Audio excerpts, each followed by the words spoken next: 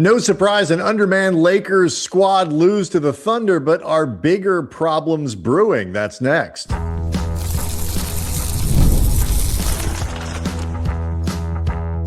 You are Locked On Lakers, your daily Los Angeles Lakers podcast, part of the Locked On Podcast Network, your team every day. Thanks to everybody for joining Locked On Lakers. I'm Brian Kamenetzky, welcoming Andy Kamenetzky back on picked a great night to show up and talk Lakers. Do want to let everybody know that today's episode is brought to you by FanDuel. Download right now, new customers can bet just $5 and get $250 in bonus bets if your first bet wins. Head to FanDuel.com to get started. So we'll break down kind of a breakdown there for the Lakers. They are down 4 starters plus Jaxson Hayes. No surprise, they lose to Oklahoma City big at home on Tuesday night. Bigger news there. We'll talk about some injury reports. Marcus Smart thought might play on Tuesday. He did not. JJ Redick gave an update on him. And then, of course, some tension on the bench in the first half between Redick and Jared Vanderbilt, which we'll talk about. So first, the game, Andy. From a score standpoint, it was truly an episode where nothing had to give, and it didn't. But what did you see? Was there anything that we can pull from that might be useful for the Lakers as we finish up the regular season? Yeah, I think there could be potentially a couple things, although it is funny. They lost by 36, if I'm doing the math correct on this. And the line, I believe, heading into this game, last I heard, was Thunder by 18.5, which is a massive spread, much less the spread for the road team favored that way. And the Thunder nearly doubled it, assuming that's the correct spread or the last line or whatever. So, damn, this was decisive. To your point, nothing really had to give, but it's also important to remember that the Thunder are still playing for a 1 seed that they have been open about wanting. They're also still playing in sort of an unspoken way to try and cement Shai Gilgeous-Alexander as a back-to-back MVP. And I think the biggest threat from him not winning it, because he's been considered, I think, the wire-to-wire favorite this season, would be a last-minute surge by the Spurs. The Spurs get the number 1 seed. Victor Wembanyama then becomes, I think, a very live possibility to win. So there still is a lot on the line for the Thunder. I'm not going to say they played with playoff intensity, because that would be straight bull bleep. But they did treat the game with enough seriousness to make sure that, after maybe a quarter and a half of reasonably close play, it was like, we're putting this thing away. We are not leaving anything even sort of to chance. We are the much better team, even without Jalen Williams. F out of here if you think you're going to possibly pull an upset. Yeah, but I think it was a 23-5 run at the end of the first half that kind of ended any conversation. And I think there was intentionality behind that, just for sure. Just to make sure to provide that context of, despite the fact that the Thunder were so heavily favored and the Lakers were so undermanned, I do think there was a certain amount of seriousness. That being said, as far as potential positives from the game, the thing that stood out to me most was 9 assists against 0 turnovers for Luke Kennard. It was another good game as a facilitator, on the heels of 11 assists versus just 3 turnovers versus Dallas. He set up the first 4 baskets for the Lakers in this game after checking out halfway or 3/4 of the way, whatever it was, through the first quarter. When he came back in, he immediately set up Rui for, if not back-to-back baskets, because there was a sequence where he had 3 almost consecutive scores. 2 of the 3 were set up by Kennard. So he did a really nice job of playmaking. And I think that matters, because even if Marcus Smart is healthy for the playoffs, they're going to be, at minimum at the start of the playoffs, down Luka and down Reeves. They need a third ball handler out there, and not just a ball handler, somebody that can actually help LeBron, help Marcus Smart make plays.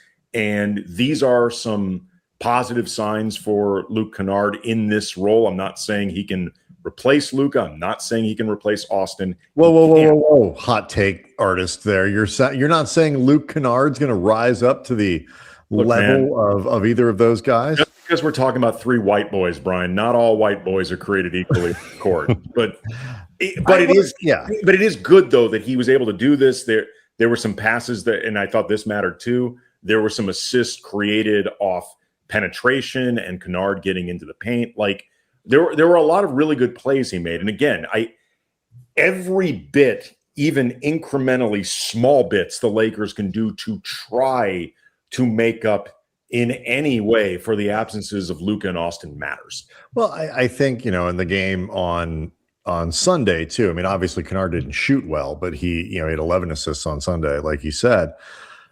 The adjustment JJ made in this one was he didn't have Luke bring the ball up quite as much, which I think will help. But like they are, even when Smart plays, we're getting a lot of Luke Kennard, and that's just how it's going to have to be because the offense just isn't going to function without it. Like he is very capable, as we've seen since he arrived in LA, of doing more than just standing outside and hit 3-pointers. Now, the downside to what I think is going to be 30 plus minutes of Kennard in most of these games is, teams are going to,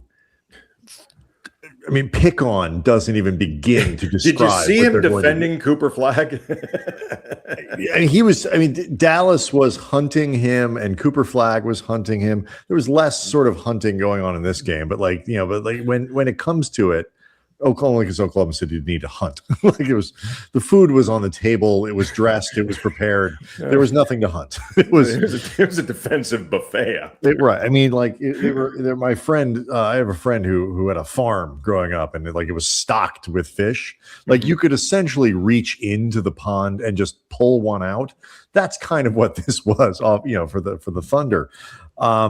But when you get into the playoffs, they're going to have to just live with Kennard's defensive deficiencies because without his, ball handling and shooting and all that, it's going to be real difficult for them to generate points. So I agree with you. He's really shown that that kind of complete offensive game, and you'll have Smart to be able to handle, bring the ball up.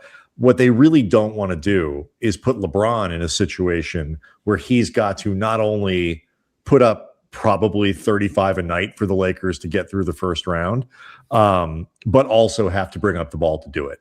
Against a team like Houston that can put a lot of ball pressure on it, that is just, it is unsustainable and unfair. I realize we're talking about, I think, the greatest NBA player of all time. It is unfair to ask LeBron to try to do that and think you're going to get results over the course of a series. Maybe you can do it for a game, for a quarter, whatever. Well, and it's also, too, really quick, it's very clear that, again, assuming Smart is back, and you're talking about... By the way, Smart, LeBron didn't play in this game, right. Basically maintenance on that foot. There's no reason to burn any of LeBron's energy to try to win a game like this against the Thunder that they had no chance of winning. Yeah, my hope is that it's purely that as opposed to anything going on with the foot at all. Yeah. And with LeBron, both are live possibilities. But in either case, whether it's purely out of caution or pragmatism, he should not be playing in this game. And they held Smart out, I think, in part for this, or Jaxson Hayes, same thing. Jaxson Hayes, anybody who's got dings right now, as JJ said, we're going to talk about seeding here in a second because it does matter. But the first priority has to be making sure guys are healthy. And Smart, Redick said, is on track to play this week, meaning he'll play before the playoffs. He'll get a game in, 2 games in, whatever it might be before the playoffs start. But really quick, I was going to say it matters with Kennard being able to do this and especially being able to bring the ball up because we've seen under pressure, Jake is a decent ball handler for his position. Can't do He can't do that. The experiment of Bronny bringing up the ball does not work. They're, not against elite teams and elite right. Teams. Exactly. I'm not taking a shot at Bronny. I'm saying he's not a candidate. Like, no, it works against Kobe, second units, third units, and stuff like that. It's not going to work against Tari Eason. I don't even know if it's going to work against Houston's second unit. Like, he's not really an option for this. Kobe Buffkin's not an option. Nick Smith is not an option. We'll get into the Vando of Ironically, all the guards, not an option. Right. I was going to say, we'll get into the Vando of it later in the show. Also not an option. Well, but I was going to say for a variety of reasons. Well, but he's actually among the better ball handlers, I think, left at this point. Well, it's all relative. Let's talk about that. We'll talk about this next, because the JJ Vando relationship doesn't seem great. It never really did, but what he potentially could offer versus I think what we might be getting is an interesting one based on events from Tuesday night. So we'll cover that next.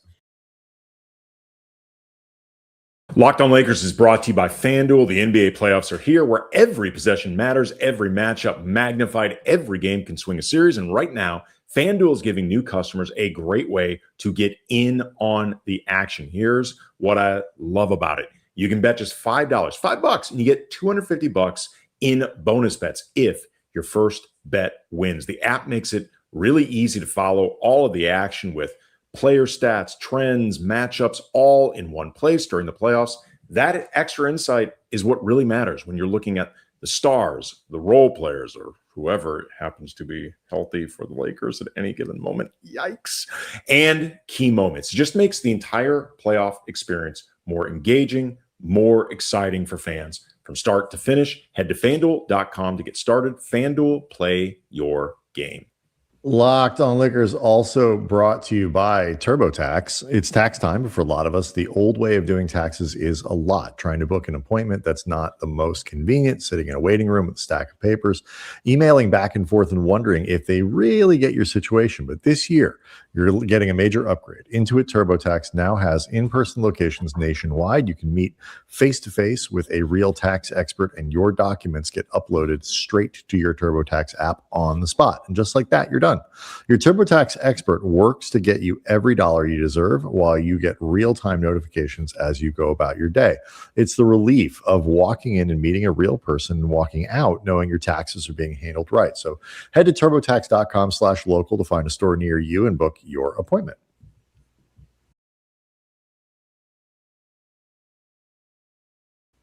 Okay, so before we get to Vando, let's talk about this seeding issue here, because the Lakers are now the fourth seed. Denver has moved past them. Theoretically, the Lakers could catch them again if they finish in a tie. The Lakers would have the 3 seed over Denver because they own the tiebreaker. I don't think that's going to happen, but it's possible.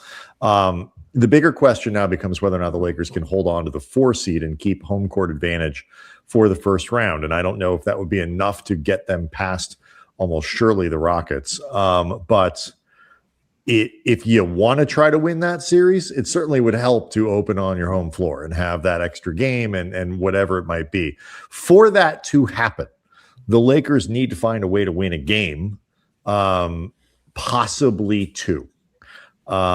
If they win 2, they will almost, I think, certainly be the 4 seed.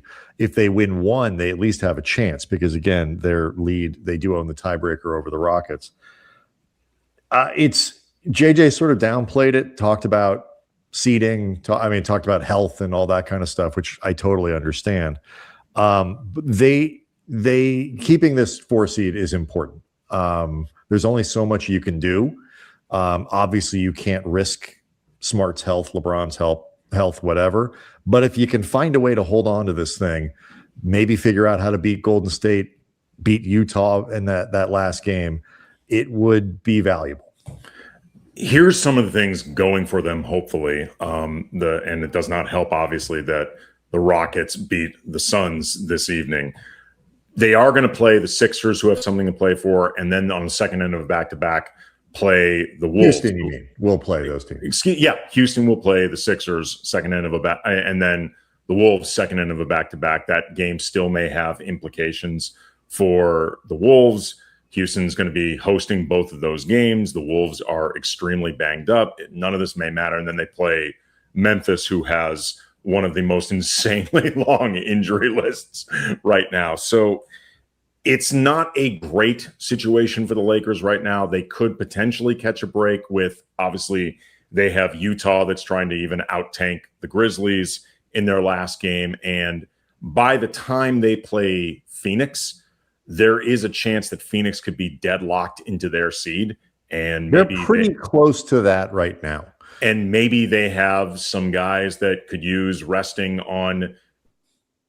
So maybe a little bit of pragmatism on Phoenix's side helps them out. But right now, the odds don't look great. I don't think they look impossible. It is extremely important now that they have this tiebreaker. Like, without the tiebreaker, I would say it's over. Done. Yeah, like, they're tied for people. They finished Tuesday night tied in the loss column. So if the Lakers finish tied with them and 2 wins or 3 wins, 2 wins, obviously 3 wins would do it, but that's a tall order with this group. And then, but 2 wins means Houston would have to win out. And, you at least give yourself a shot with that. So, I mean, we'll see what happens, but it is not for nothing to try to hold on to this. I realize a lot of Laker fans have sort of given up hope after the Reeves injury, and I'm not going to sit here and lie and try to say that things are looking great, but they at least give themselves, I think, a puncher's chance if they open up at home. It's just a reminder that a lot of things are not going well for the Lakers right now. They're really not. Like, March was such an incredible month. April has sucked. April's just, and we're like barely a week into it. Yeah, I mean, these are the April showers that hopefully bring some Mayflowers, but right now it just feels like a flood. It feels like a flood consuming Los Angeles. So without getting into a debate about Jared Vanderbilt's ball handling acumen as a potential outlet there, the defining moment of this game for I think Lakers fans was after about Jared's 5th minute in the game. I believe this was late first quarter, or was it early second? I forget. I'm not going to lie. I'm paying super close attention to the timing of everything. Right. JJ said after the game he called a timeout specifically to pull Vanderbilt from the floor. Yeah, I've got the exact quotes if you want everything. Sure, I'll sort of just break it down. And it was a confluence of things as he described it. He had also admonished Rui Hachimura earlier in the game, very clearly trying to take guys who are more established and hold them to a very high standard in this game. At the timeout where Vando was pulled, instead of going to the bench, he walked over to the coach, where the coaches assemble on the floor to draw up the next play and all that kind of stuff, and tried to start a conversation there. There was another moment a little bit later when everybody had moved back to the bench where he was clearly jawing with Redick. Nate McMillan eventually intervened as JJ moved off, and McMillan kind of approached Vanderbilt. I mean, it's very clear Jared was hot, and while Redick didn't exactly, he didn't try to make a big deal out of it, normal interaction, all that kind of stuff. He didn't get into detail of what it was, and he didn't exactly go out of his way to support Vando. And, he's a great guy. He's like, we need, this is maybe the part of the quote that's important about what he's expecting from players right now. Yeah, let me read everything that JJ said when he was asked what led to that exchange between him and Vando. As you noted, he used the phrase of a confluence of things a couple of times, but then said, quote, again, nothing personal with him, normal stuff on my end. I think for all of us being undermanned, we got to scrap and claw. We got to be all in on the same page. We got to be great teammates. We got to all play hard, call the timeout to get him out of the game. He reacted, but again, normal interaction for me. He was then asked by Dan Wojcicki from The Athletic, what was Vando not doing that led to this? And JJ said, quote, again, it was a confluence of things. Dan then asked, and I thought this was also really revealing, about sort of the emotional whiplash of, as he said, the guys that are still healthy and playing, having gone from thinking about a potentially good playoff run to, as Dan put it, treading water. And JJ said, quote, "That's one way to look at it. That's not the way I look at it. It's my job to make sure." And again, this is the way things started at. I called an early timeout because Rui didn't do his job, and I took him out of the game. We've got to find 9 guys who are all in on us fighting and willing to go out on a whatever metaphor you want to use. I don't want to use a more metaphor in this time. Whatever you've got to do to be all in on the team, we'll find the 9 guys. It's a great opportunity for us over the next 3 games to find those guys. And there's a few things about this that I want to get into, and we can get into it after the break as well. First of all, JJ saying nothing personal jumped out at me big time. Like, it felt very much like that scene in The Fugitive when the detectives go to interview the X-ray technician to ask about Dr. Kimball, Harrison Ford's character. And they asked the technician who, by the way, had seen Dr. Kimball, who is a fugitive on the run right now. He went by the hospital because he's trying to figure out where to find the one-armed man who killed his wife. But he visited this technician. Spoiler alert. Jeez, and I haven't said what happened yet. I have to. This is established at the beginning of the film that the one-armed man killed. I was planning on sitting down and watching that one for the first time after this show, and now I can't because you ruined it. Again, it's established in the first 5 minutes. And not listening to Andy. And in the trailer, shut up. But anyway, so the technician, when asked about his having worked with Dr. Kimball, responds, "I haven't seen Dr. Kimball," to which the detective said, "That's not what I asked you." And JJ having to note nothing personal felt very much, nobody asked you if this was personal, JJ, which I think stands out just because JJ, in my estimation, I know the estimation of certainly fans, but also some fans at least, and also some people who cover the team, seems to have a lower tolerance for Vando's either flaws or mistakes he might make than other players on this team, or just sort of the player that Vando is flawed versus other flawed players. That jumped out at me just in the sense that I didn't think that needed to be clarified at all.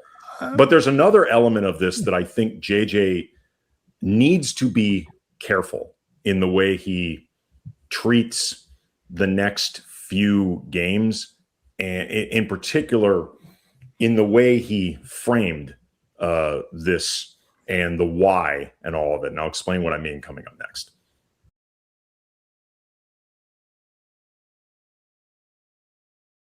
Locked on Lakers is brought to you by Quo. Spring is a natural reset point, and if there's one thing that can quietly cost businesses money, it's messy communication. Missed calls, scattered texts, no clear thread of who said what. That's why today's episode, brought to you by Quo, Q-U-O, is the smarter way to run your business communications. Quo is the #1 rated business phone system on G2 with over 3,000 reviews, trusted by more than 90,000 businesses. It lets your entire team share one business number so you never miss a call, text, or opportunity. Everything lives in one clean thread: calls, texts, voicemails. The whole team sees the conversation so nothing falls through the cracks. It makes your business just feel more organized, more responsive. Make this the season where no opportunity, no customer slips away. Try Quo for free and get 20% off your first 6 months at quo.com/lockedonnba. That's QUO.com/lockedonnba. Quo. No missed calls, no missed customers. I understand, at least in theory, what JJ is talking about, just in terms of we are all going to have to ratchet up our level of play if we're going to, frankly, survive this period. And you pointed out the importance of maintaining the 4 seed, best case scenario, try to avoid the worst case scenario where it feels like everything is falling apart before you can even attempt the playoffs. I understand all of that. I also think, though, that this is a tense time for the players, too. Like, they're going to be feeling a certain degree of pressure to try to, again, maintain this and try to keep a ship that all of a sudden feels like it went from, cruising across the ocean like a party boat 100 miles an hour and everybody's on the deck drinking margaritas to it's suddenly the Titanic and it just hit an iceberg and it's sinking. I think JJ needs to be careful not to turn what are run-of-the-mill mistakes or omissions or just things that happen in a basketball game and happen often with your stars, happen with everybody, into something bigger than it actually is.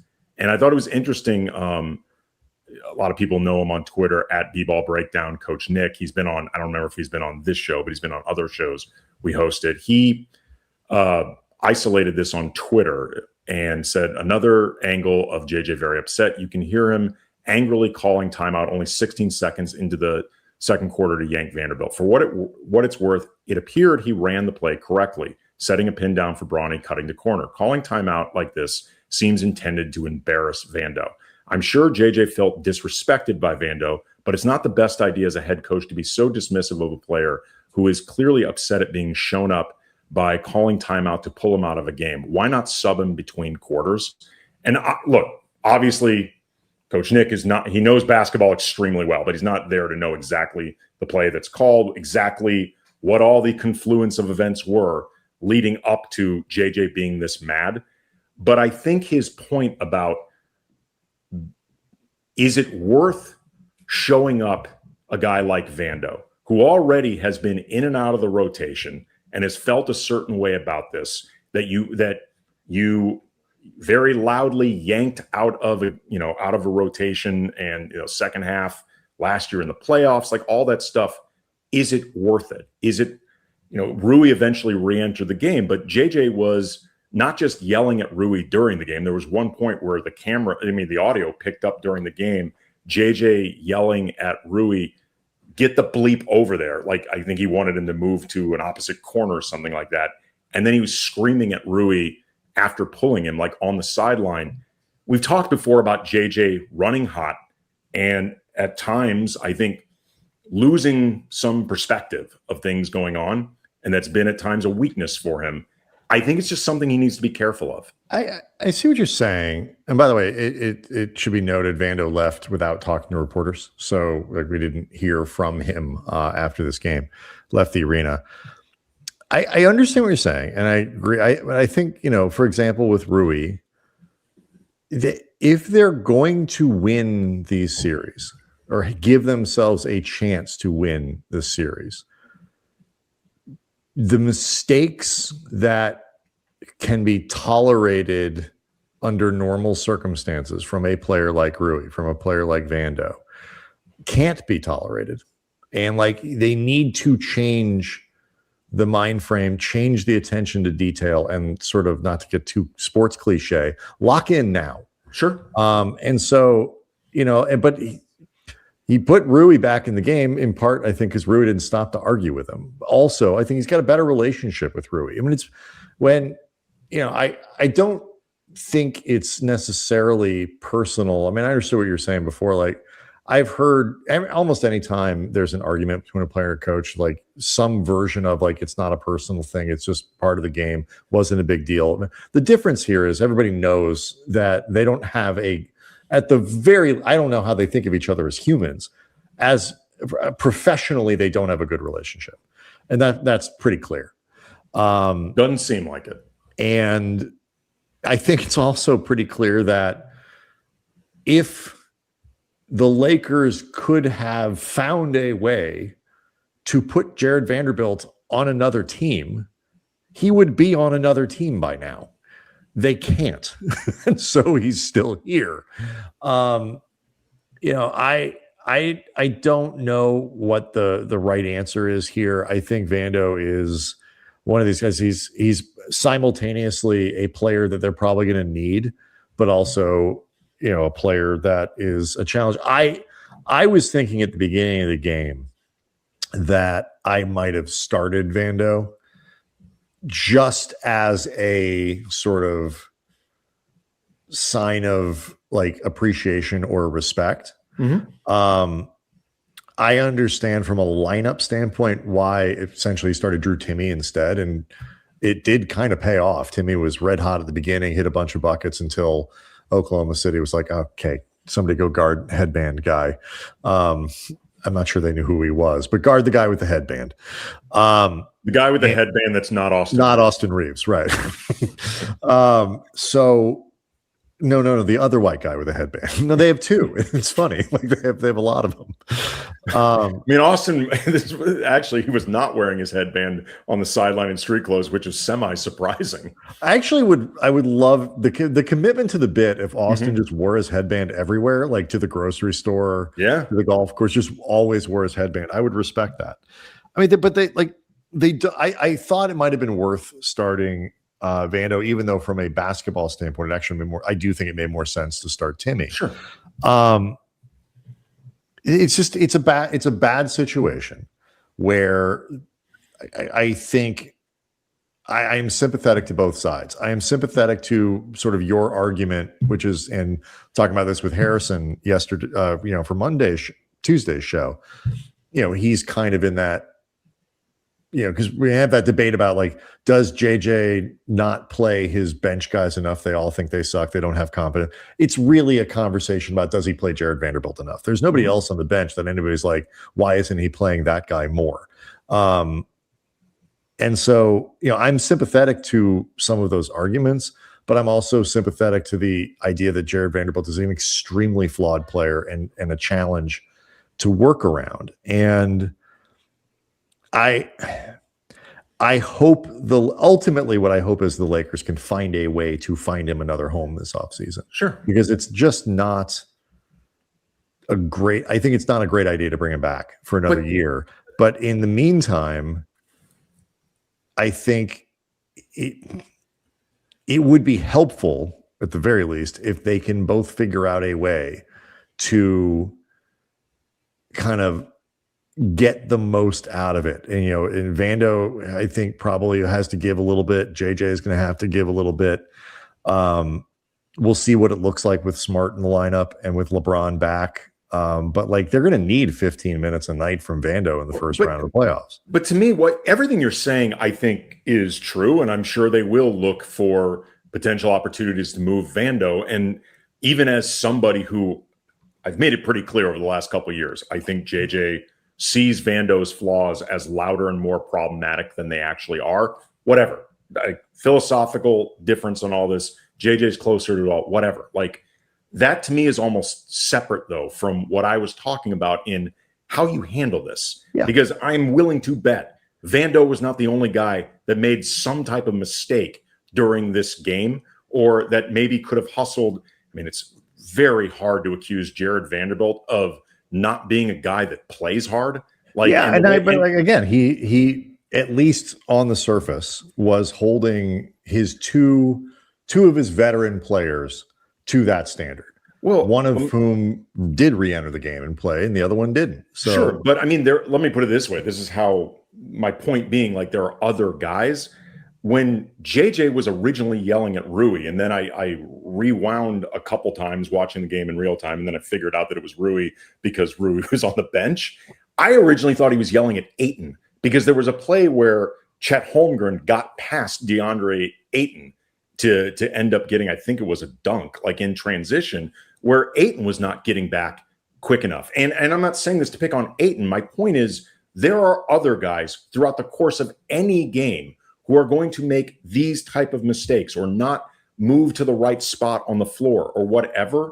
And you just want to make sure that you don't magnify this into something bigger than it actually is, just because, again, the mood of the team matters. And if JJ has shown a weakness as a coach, and you and I both think he's grown as a coach, we both think he's a good coach. This is not me lobbying fans to have doubt about JJ or lobbying the organization to have doubt. I think he's a good coach.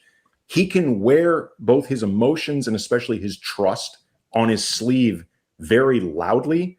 And I just feel like there is a better way, I think, in this context, knowing that these guys are also under a tremendous amount of pressure, trying to keep this thing that is sinking afloat just to survive.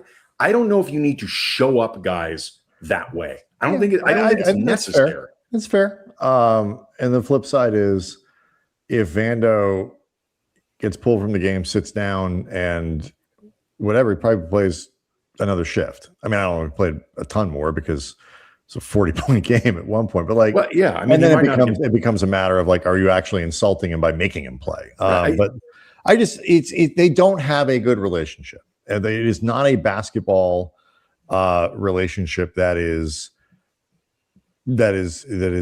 at all solid. They need to find a way to get 15 to 20 minutes a night out of him, or at least the possibility of 15 to 20 a night in the playoffs, and then find a way to trade him, because it's just he's taking up a roster spot that ultimately be better off used by someone else. So we'll see what happens later in the week.